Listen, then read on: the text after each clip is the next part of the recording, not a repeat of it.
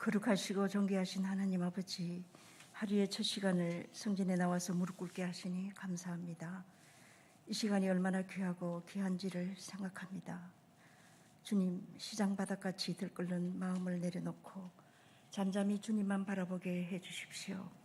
말씀을 전할 때 누추한 것은 가려주시고 성령께서 조명하여 주셔서 주님의 뜻을 깨닫게 하옵소서. 예수님의 이름으로 기도드립니다.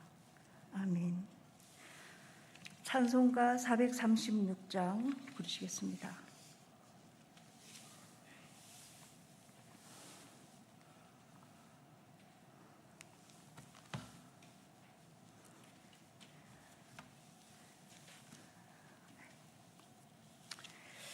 나 이제 주님의 새 생명 얻었노.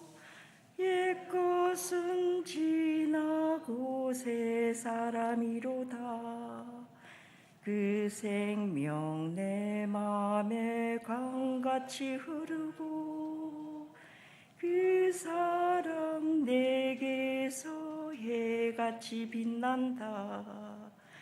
영생을 누리며 주 안에 살리라. 오늘도 내일도 주 함께 살리라. 주 안에 감추인 새 생명 얻으니 이전에 좋던 것 이제는 값없다. 하늘의 은혜와 평화를 맛보니 찬송과 기도로 주 함께 살리라.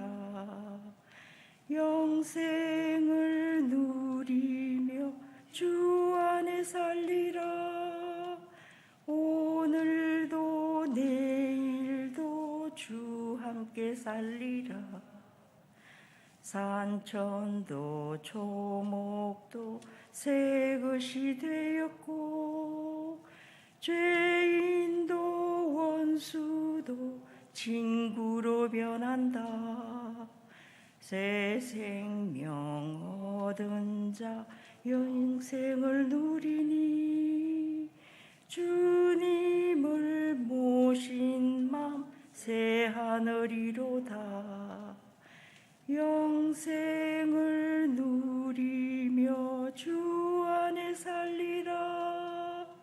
오늘도 내일도 주 함께 살리라. 주 따라가는 길 험하고 멀어도 찬송을 부르며 뒤따라가리라. 나 주를 모시고 영원히 살리라. 날마다 섬기며 주 함께 살리라. 영생을 누리며 주 살리라. 오늘도 내일도 주 함께 살리라. 오늘 우리에게 주시는 말씀은 요한복음 2장입니다. 요한복음 2장 13절에서 22절 말씀까지 교독하시겠는데요. 제가 먼저 13절 읽도록 하겠습니다. 유대인의 유월절이 가까운지라 예수께서 예루살렘으로 올라가셨더니 소와 양과 비둘기 파는 사람들과 돈 바꾸는 사람들이 앉아있는 것을 보시고 노끈으로 채찍을 만드사 양이나 소를 다 성전에서 내쫓으시고 돈 바꾸는 사람들의 돈을 쏟으시며 상을 엎으시고 하는 사람들에게 이르시되 이것을 여기서 가져가라. 내 아버지 집으로 장사하는 집을 만들지 말라 하시니 제자들이 성경 말씀에 주의 전을 사모하는 열심이 나를 삼키리라 한 것을 기억하더라. 이에 유대인들이 대답하여 예수께 말하기를 네가 이런 일을 행하니 무슨 표적을 우리에게 보이겠느냐. 예수께서 대답하여 이르시되 너희가 이 성전을 헐라 내가 사흘 동안에 일으키리라. 유대인들이 이르되 이 성전은 46년 동안의 지역권을 네가 3일 동안에 일으키느냐 하더라. 그러나 예수는 성전된 자기 육체를 가리켜 말씀하신 것이라. 함께 하겠습니다. 살아나신 후에야 제자들이 이 말씀하신 것을 기억하고 성경과 예수께서 하신 말씀을 믿었더라. 아멘. 유월절에 예수께서 성전에 올라가셨을 때 성전 안에는 장사하는 자들로 가득했습니다. 거기에는 제물이 아닌 판매용 소와 양이 우글우글했고 돈 바꾸는 상인들도 즐비했습니다. 유월절을 지키기 위해 모인 사람들의 주머니를 털기 위해서 그들은 하나님의 성전을 이용해서 큰 수입을 올리는 장사를 하고 있었던 것이죠. 모두들 그렇게 하면 안 되는 줄 알고 있었지만 아무도 이 사람들을 말리지 못했습니다. 그러나 예수님은 가만히 계시지 않았습니다.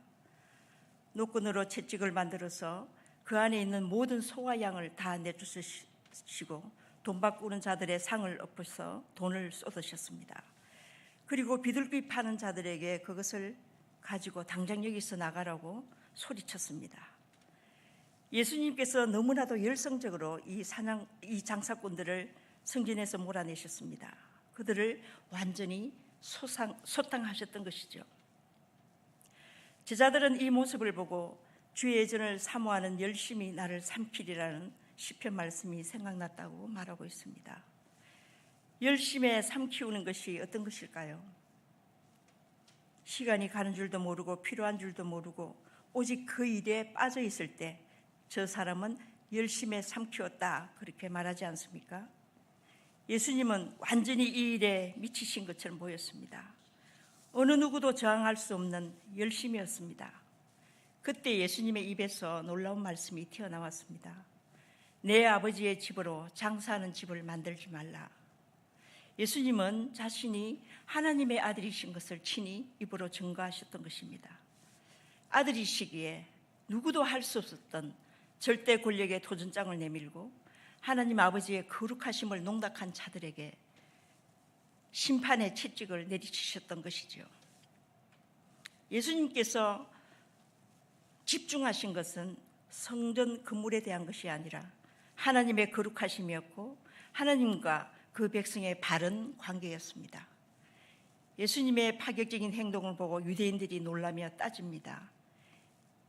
18절에 보면은 이에 유대인들이 대답하여 예수께 말하기를 네가 이런 일을 행하니 무슨 표적을 우리에게 보이겠느냐. 쉽게 말해서 네가 무슨 자격으로 성전 최고 권위자들인 자신들이 세운 정책에 반발해서 소동을 일으키느냐 하는 것입니다. 예수님의 대답 19절을 우리 함께 읽어보도록 하겠습니다. 예수께서 대답하시되 너희가 이 성전을 헐라 내가 사흘 동안에 일으키리라. 예수님의 이 말씀의 파장은 실로 엄청난 것이었습니다. 유대인들에게 가장 두려운 것은 성전이 파괴되는 것이었습니다. 그것은 그들이 또다시 하나님으로부터 버림을 받아서 영원히 방황하는 자들이 되는 것을 의미했습니다. 그러나 정작 성전을 허무는 자들이 자신들이라는 것을 그들은 깨닫지 못했습니다.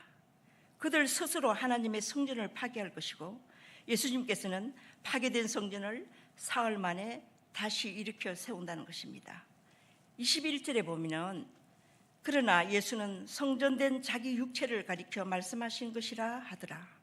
바로 예수님이 성전이시다라는 해석을 덧붙이고 있습니다. 탐욕의 눈이 어두워진 유대인들은 예수님의 육신이 성전인 것을 모를 수밖에 없습니다. 네가 아무리 목수라고 해도 어떻게 이 큰 성전을 사흘 안에 지을 수 있겠느냐 하고 조롱을 하는 것입니다. 얼마 후 그들은 이 제목을 가지고 예수님을 고발하고 십자가에 못 박았습니다. 그러나 예수님은 말씀하신 대로 사흘 만에 다시 부활하셨고 새로운 성전을 지으셨습니다. 예수님은 부활하신 후에 망치와 못으로 짚지는 일을 하시지 않았습니다. 예수님께서 하신 일은 한 공동체를 세우는 것이었습니다. 예수님을 주라고 고백하는 무리가 한 다락방에 모여서 기도할 때 그들 위에 성령이 불같이 부어졌습니다.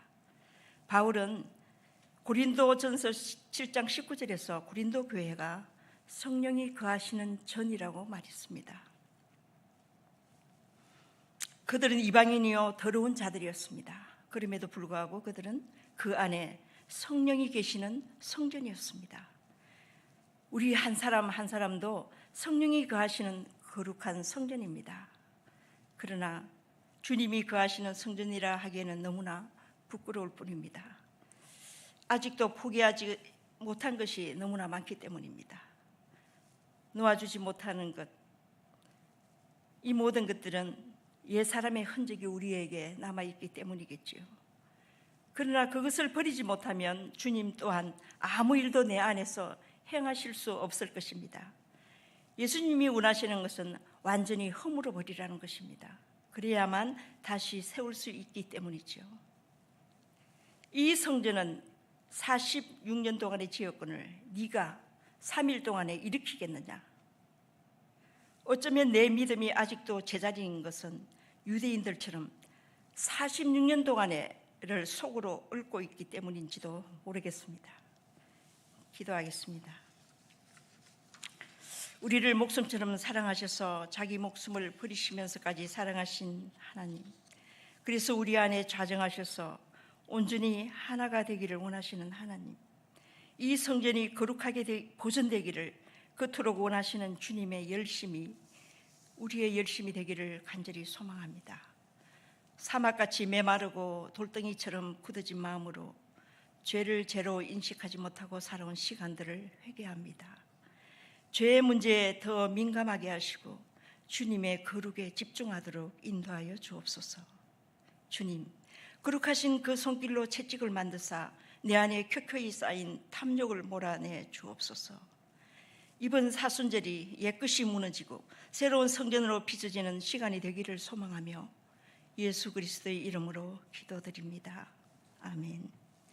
하늘에 계신 우리 아버지, 아버지의 이름을 거룩하게 하시며 아버지의 나라가 오게 하시며 아버지의 뜻이 하늘에서와 같이 땅에서도 이루어지게 하소서. 오늘 우리에게 일용할 양식을 주시고 우리가 우리에게 잘못한 사람을 용서하여 준 것 같이 우리 죄를 용서하여 주시고 우리를 시험에 빠지지 않게 하시고 악에서 구하소서. 나라와 권능과 영광이 영원히 아버지의 것입니다. 아멘. 광고 드리겠습니다. 절제구역의 최명규 집사님이 어제 별세하셨습니다. 오늘 오후 6시에 속초의료원으로 조문할 예정입니다. 기도해 주시고 위로해 주시기 바랍니다. 담임 목사님께서 교육자 수련회 참여차 출타 중이십니다. 그리고 부목사님은 오늘 강릉에서 이사 오시게 될 것입니다. 자유롭게 기도하신 후에 돌아가시기 바랍니다.